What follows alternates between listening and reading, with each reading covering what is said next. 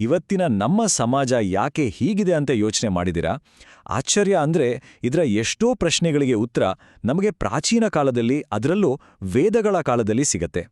ನೋಡಿ, ಅದು ಸುಮ್ಮನೆ ಒಂದು ಯುಗ ಅಲ್ಲ, ನಮ್ಮ ದೇಶದ ಇಡೀ ಭವಿಷ್ಯವನ್ನೇ ಬದಲಾಯಿಸಿದ ಒಂದು ದೊಡ್ಡ ಪರಿವರ್ತನೆಯ ಕಥೆ. ಬನ್ನಿ, ಇವತ್ತು ಆ ರೂಪಾಂತರದ ಪಯಣದಲ್ಲಿ ಒಟ್ಟಿಗೆ ಸಾಗೋಣ. ಸರಿ, ನಮ್ಮ ಈ ಪಯಣ ಹೇಗೆ ಸಾಗುತ್ತೆ ಅಂದ್ರೆ, ಮೊದಲು ಜ್ಞಾನದ ಯುಗದಿಂದ ಶುರು ಮಾಡೋಣ. ಅಲ್ಲಿ ವೇದಗಳ ಅಸಲಿ ಅರ್ಥ ಏನು ಅಂತ ತಿಳ್ಕೊಳ್ಳೋಣ. ಆಮೇಲೆ ಟೈಮ್ ಟ್ರಾವೆಲ್ ಮಾಡಿದ ಹಾಗೆ ಪೂರ್ವ ವೇದಕಾಲದ ಜನರ ಜೀವನ ಹೇಗಿತ್ತು ಅಂತ ನೋಡೋಣ. ಅದಾದ ಮೇಲೆ ಒಂದು ದೊಡ್ಡ ವಲಸೆ ಹೇಗೆ ಎಲ್ಲವನ್ನೂ ತಲೆಕೆಳಗು ಮಾಡ್ತು, ಸಮಾಜವನ್ನೇ ಹೊಸದಾಗಿ ರೂಪಿಸ್ತು ಅನ್ನೋದನ್ನ ಗಮನಿಸೋಣ. ಕೊನೆಗೆ ಆ ಕಾಲ ನಮಗೋಸ್ಕರ ಬಿಟ್ಟುಹೋದ ಪರಂಪರೆ ಏನು ಅಂತ ನೋಡೋಣ. ಹಾಗಿದ್ರೆ ಕಥೆಯನ್ನ ಅದರ ಮೂಲದಿಂದ, ಅಂದ್ರೆ ಅದರ ಹೆಸರಿನಿಂದಲೇ ಶುರು ಮಾಡೋಣ. ಈ ಇಡೀ ಕಾಲಘಟ್ಟಕ್ಕೆ ಹೆಸರು ಬಂದಿದ್ದೇ ಅದರ ಅಡಿಪಾಯವಾದ ವೇದಗಳಿಂದ. ವೇದ, ಈ ಸಂಸ್ಕೃತ ಪದದ ನೇರವಾದ ಅರ್ಥ ಜ್ಞಾನ. ಇದನ್ನ ಒಂದು ರೀತಿ ಆ ಕಾಲದ ಆಪರೇಟಿಂಗ್ ಸಿಸ್ಟಮ್ ಅಂತ ಅನ್ಕೋಬೋದು. ಯಾಕಂದ್ರೆ ವೇದಕಾಲದ ಜನರ ಸಂಪೂರ್ಣ ಜೀವನ, ಅವರ ನಂಬಿಕೆಗಳು, ಅವರ ಸಾಮಾಜಿಕ ರಚನೆ ಪ್ರತಿಯೊಂದನ್ನೂ ಈ ಜ್ಞಾನದ ವ್ಯವಸ್ಥೆಯೇ ನಿಯಂತ್ರಿಸ್ತಿತ್ತು. ಒಟ್ಟಾರೆ 4 ವೇದಗಳಿವೆ, ಒಂದೊಂದಕ್ಕೂ ತನ್ನದೇ ಆದ ವಿಶೇಷತೆ. ಋಗ್ವೇದ, ಇದು ಎಲ್ಲರಕ್ಕಿಂತ ಹಳೆಯದು. ಇದರಲ್ಲಿ ದೇವತೆಗಳನ್ನು ಹೊಗಳುವ ಸ್ತೋತ್ರಗಳಿವೆ. ಯಜುರ್ವೇದದಲ್ಲಿ ಯಜ್ಞ ಯಾಗಾದಿಗಳ ವಿಧಿವಿಧಾನಗಳ ಬಗ್ಗೆ ಹೇಳಿದ್ರೆ, ಸಾಮವೇದದಲ್ಲಿ ಅದೇ ಸ್ತೋತ್ರಗಳನ್ನು ಸಂಗೀತದ ರೂಪದಲ್ಲಿ ಹಾಡಲಾಗುತ್ತೆ. ಇನ್ನು ಅಥರ್ವಣ ವೇದದಲ್ಲಿ ಮಂತ್ರತಂತ್ರಗಳ ಬಗ್ಗೆ ಇದೆ. ನಾವಿವತ್ತು ಮೊದಲು ಗಮನ ಕೊಡೋದು ಋಗ್ವೇದದ ಕಾಲ, ಅಂದ್ರೆ ಪೂರ್ವವೇದ ಕಾಲದ ಬಗ್ಗೆ. ಹಾಗಿದ್ರೆ ಈ ಪೂರ್ವ ವೇದಕಾಲದ ಜೀವನ ಹೇಗಿತ್ತು? ಆ ಸಮಾಜ ಆಮೇಲೆ ಆದ ಬದಲಾವಣೆಗಳಿಗಿಂತ ಎಷ್ಟು ಭಿನ್ನವಾಗಿತ್ತು ಅಂತ ಈಗ ನೋಡೋಣ. ಒಮ್ಮೆ ಕಲ್ಪನೆ ಮಾಡ್ಕೊಳ್ಳಿ, ಪೂರ್ವ ವೇದಕಾಲದ ಸಮಾಜ ಅಂದ್ರೆ ಅಲ್ಲಿ ಜಾತಿ ವ್ಯವಸ್ಥೆ ಇಲ್ಲ, ಕಠಿಣ ನಿಯಮಗಳಿಲ್ಲ. ಸಮಾಜದ ಮೂಲ ಅಡಿಪಾಯ ಅವಿಭಕ್ತ ಕುಟುಂಬ. ಎಲ್ಲಕ್ಕಿಂತ ಮುಖ್ಯವಾಗಿ ಯಾರೂ ಕೂಡ ಹುಟ್ಟಿನಿಂದ ಯಾವುದೇ ವೃತ್ತಿಗೆ ಸೀಮಿತವಾಗಿರಲಿಲ್ಲ. ಪ್ರತಿಯೊಬ್ಬರಿಗೂ ತಮ್ಮ ಇಷ್ಟದ ವೃತ್ತಿಯನ್ನ ಆಯ್ಕೆ ಮಾಡೋ ಸ್ವಾತಂತ್ರ್ಯ ಇತ್ತು. ಇದು ಆಮೇಲೆ ಬಂದ ಕಾಲಕ್ಕಿಂತ ಸಂಪೂರ್ಣವಾಗಿ ಬೇರೆಯೇ ಆದ ಒಂದು ಜಗತ್ತು. ಇದನ್ನ ಕೇಳಿದ್ರೆ ನಿಜವಾಗ್ಲೂ ಆಶ್ಚರ್ಯ ಆಗಬಹುದು. ಒಂದು ಕಾಲದಲ್ಲಿ ಭಾರತದಲ್ಲಿ ಮಹಿಳೆಯರಿಗೆ ಎಂತಹ ಗೌರವ ಇತ್ತು ಗೊತ್ತಾ? ಪೂರ್ವವೇದ ಕಾಲದಲ್ಲೇ ಅವರು ಕೇವಲ ಮನೆಗೆ ಸೀಮಿತ ಆಗಿರಲಿಲ್ಲ. ಘೋಷ, ಲೋಪಾಮುದ್ರೆ ಅಂತಹ ಮಹಾನ್ ವಿದ್ವಾಂಸರಿದ್ರು, ಕವಯಿತ್ರಿಯರಿದ್ರು. ಅಷ್ಟೇ ಅಲ್ಲ, ಇವತ್ತಿನ ಸಂಸತ್ತಿನ ಹಾಗೆ ಇದ್ದ ಸಭಾ ಮತ್ತು ಸಮಿತಿ ಅನ್ನೋ ರಾಜಕೀಯ ಸಭೆಗಳಲ್ಲಿ ಭಾಗವಹಿಸಿ ತಮ್ಮ ಅಭಿಪ್ರಾಯಗಳನ್ನು ಮಂಡಿಸ್ತಿದ್ರು. ದುರದೃಷ್ಟವಶಾತ್ ಈ ಎಲ್ಲಾ ಹಕ್ಕುಗಳು ಮುಂದಿನ ಶತಮಾನಗಳಲ್ಲಿ ಅವರಿಂದ ಕಸಿದುಕೊಳ್ಳಲಾಯಿತು. ರಾಜಕೀಯ ವ್ಯವಸ್ಥೆಯೂ ಕೂಡ ಅಷ್ಟೇ ಪ್ರಜಾಸತ್ತಾತ್ಮಕವಾಗಿತ್ತು. ಬುಡಕಟ್ಟಿನ ಮುಖ್ಯಸ್ಥನನ್ನ ರಾಜನ್ ಅಂತ ಕರೆಯುತ್ತಿದ್ರು. ಆದರೆ ಅವನು ಸರ್ವಾಧಿಕಾರಿ ಆಗಿರಲಿಲ್ಲ, ಜನರ ನಾಯಕನಾಗಿದ್ದ. ರಾಜನ ಪದವಿ ವಂಶಪಾರಂಪರ್ಯವಾಗಿರಲಿಲ್ಲ. ಅವನ ಅಧಿಕಾರಕ್ಕೂ ಒಂದು ಮಿತಿಯಿತ್ತು.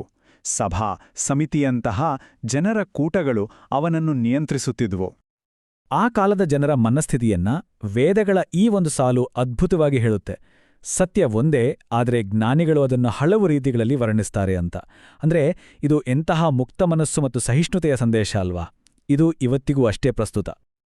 ಆದ್ರೆ ಪೂರ್ವ ವೇದಕಾಲದ ಈ ಸರಳ ಸಮಾನತೆಯ ಸಮಾಜ ಇದೆಯಲ್ಲ, ಅದು ಹಾಗೆ ಉಳಿಲಿಲ್ಲ. ಒಂದು ದೊಡ್ಡ ಘಟನೆ ಎಲ್ಲವನ್ನೂ ಬದಲಾಯಿಸ್ಬಿಟ್ಟಿತು. ಅದೇ ಒಂದು ಮಹಾವಲಸೆ. ಆಮೇಲೆ ಎಲ್ಲವೂ ಬದಲಾಯಿತು. ಜನಸಂಖ್ಯೆ ಹೆಚ್ಚಾದಂತೆ ಜನರಿಗೆ ಹೊಸ ಜಾಗ ಬೇಕಾಯಿತು. ಹಾಗಾಗಿ ಅವರು ಸರಸ್ವತೀ ನದಿ ತೀರದಿಂದ ಫಲವತ್ತಾದ ಗಂಗಾ ಬೈಲಿನ ಕಡೆಗೆ ಸಾಗಲು ಶುರು ಮಾಡಿದ್ರು. ಈ ಮಹಾವಲಸೆ ಕೇವಲ ಒಂದು ಜಾಗದಿಂದ ಇನ್ನೊಂದು ಜಾಗಕ್ಕೆ ಹೋಗುವುದಾಗಿರಲಿಲ್ಲ. ಇದು ವೇದಕಾಲದ ಸಮಾಜವನ್ನೇ ಶಾಶ್ವತವಾಗಿ ಬದಲಾಯಿಸಿದ ಒಂದು ದೊಡ್ಡ ತಿರುವು. ಈ ವಲಸೆಯ ನಂತರ ಉತ್ತರ ವೇದಕಾಲ, ಅಂದ್ರೆ ನಂತರದ ವೇದಕಾಲ ಶುರುವಾಯಿತು. ಈ ಹೊಸ ಯುಗದಲ್ಲಿ ಸಮಾಜ ಸಂಪೂರ್ಣವಾಗಿ ಬದಲಾಯಿತು. ಆದರೆ ಈ ಬದಲಾವಣೆಗಳು ಅಷ್ಟೇನೂ ಒಳ್ಳೇದಿಕ್ಕೆ ಆಗ್ಲಿಲ್ಲ. ನೋಡಿ, ಒಂದು ಕಾಲದಲ್ಲಿ ಜನರ ಆಯ್ಕೆಯ ನಾಯಕನಾಗಿದ್ದ ರಾಜ ಈಗ ಸರ್ವಶಕ್ತನಾದ ವಂಶಪಾರಂಪರ್ಯ ಆಡಳಿತಗಾರನಾದ. ಪ್ರಜಾಪ್ರಭುತ್ವದ ಆಶಯಗಳು ಮಾಯವಾಗಿ ಅಧಿಕಾರ ಕೇವಲ ಕೆಲವೇ ಜನರ ಕೈಯಲ್ಲಿ ಸಿಕ್ಕಿಹಾಕಿಕೊಂಡಿತು. ಸಮಾಜ ದಿನದಿಂದ ದಿನಕ್ಕೆ ಹೆಚ್ಚು ಕಠಿಣವಾಗುತ್ತಾ ಹೋಯಿತು. ಬಹುಶಃ ವೇದಕಾಲದ ಅತ್ಯಂತ ದೊಡ್ಡ ದುರಂತ ಅಂದ್ರೆ ಮಹಿಳೆಯರ ಸ್ಥಾನಮಾನದ ಕುಸಿತ.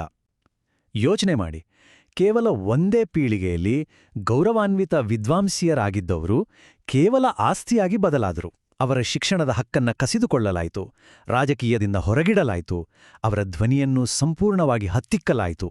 ಇದರ ಪರಿಣಾಮಗಳನ್ನ ಇವತ್ತಿಗೂ ನಮ್ಮ ಸಮಾಜ ಅನುಭವಿಸ್ತಿದೆ. ಇಷ್ಟೇ ಅಲ್ಲ, ಇದಾದ್ಮೇಲೆ ಬಂತು ವರ್ಣ ವ್ಯವಸ್ಥೆ.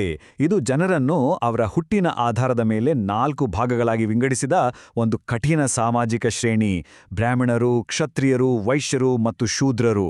ಈ ವ್ಯವಸ್ಥೆ ಮುಂದಿನ ಸಾವಿರಾರು ವರ್ಷಗಳ ಕಾಲ ಭಾರತೀಯ ಸಮಾಜದ ಅಡಿಪಾಯವನ್ನೇ ಅಲ್ಲಾಡಿಸಿಬಿಟ್ಟು. ಇದೇ ಸಮಯದಲ್ಲಿ ಪುರುಷರ ಜೀವನವನ್ನ 4 ಹಂತಗಳಾಗಿ ವಿಂಗಡಿಸಲಾಯಿತು. ಅದನ್ನೇ ಆಶ್ರಮ ವ್ಯವಸ್ಥೆ ಅಂತಾರೆ.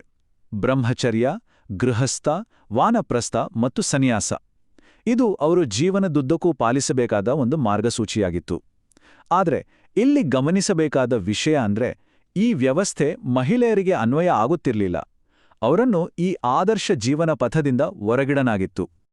ಈ ಒಂದು ಟೇಬಲ್ ಆ 2 ಯುಗಗಳ ನಡುವಿನ ಅಜಗಜಾಂತರ ವ್ಯತ್ಯಾಸವನ್ನ ಸ್ಪಷ್ಟವಾಗಿ ನಮ್ಮ ಕಣ್ಮುಂದೆ ಇಡುತ್ತೆ. ಒಂದು ಕಾಲದಲ್ಲಿ ಎಲ್ಲರಿಗೂ ಸಮಾನ ಅವಕಾಶಗಳಿದ್ದ ಸಮಾಜ ಹೇಗೆ ಕಠಿಣ ಮತ್ತು ಶ್ರೇಣೀಕೃತವಾಯಿತು ಅನ್ನೋ ಕಥೆಯನ್ನ ಇದು ಹೇಳುತ್ತೆ. ಸಮಾಜ ಎಷ್ಟು ಬೇಗನೆ ಬದಲಾಗಬಲ್ಲದು ಮತ್ತು ಆ ಬದಲಾವಣೆ ಯಾವಾಗಲೂ ಒಳ್ಳೆಯದಕ್ಕೆ ಇರ್ಬೇಕಂತೇನಿಲ್ಲ ಅನ್ನೋದಕ್ಕೆ ಇದೊಂದು ದೊಡ್ಡ ಪಾಠ.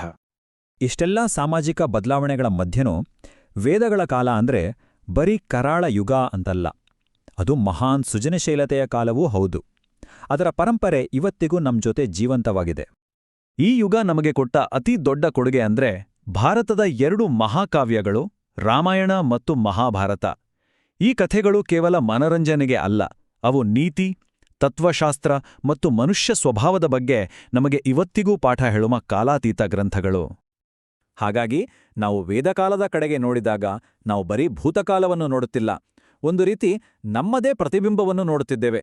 ವಲಸೆ, ಸಾಮಾಜಿಕ ಅಸಮಾನತೆ, ರಾಜಕೀಯ ಬದಲಾವಣೆಗಳು ಇವೆಲ್ಲ ಅಂದು ಅವರ ಜಗತ್ತನ್ನು ಬದಲಾಯಿಸಿದ ಶಕ್ತಿಗಳು ಮತ್ತು ಇವತ್ತಿಗೂ ನಮ್ಮ ಜಗತ್ತನ್ನು ಬದಲಾಯಿಸುತ್ತಲೇ ಇವೆ. ಈಗ ನಮ್ಮ ಮುಂದಿರುವ ಪ್ರಶ್ನೆ ಇಷ್ಟೇ: ನಾವು ಅವರ ಅನುಭವಗಳಿಂದ ಪಾಠ ಕಲಿಯುತ್ತೇವೆಯೋ ಅಥವಾ ಅವರ ತಪ್ಪುಗಳನ್ನೇ ಮತ್ತೆ ಮಾಡುವ ಹಣೆಬರಹ ನಮ್ಮದೋ? ಯೋಚನೆ ಮಾಡಿ.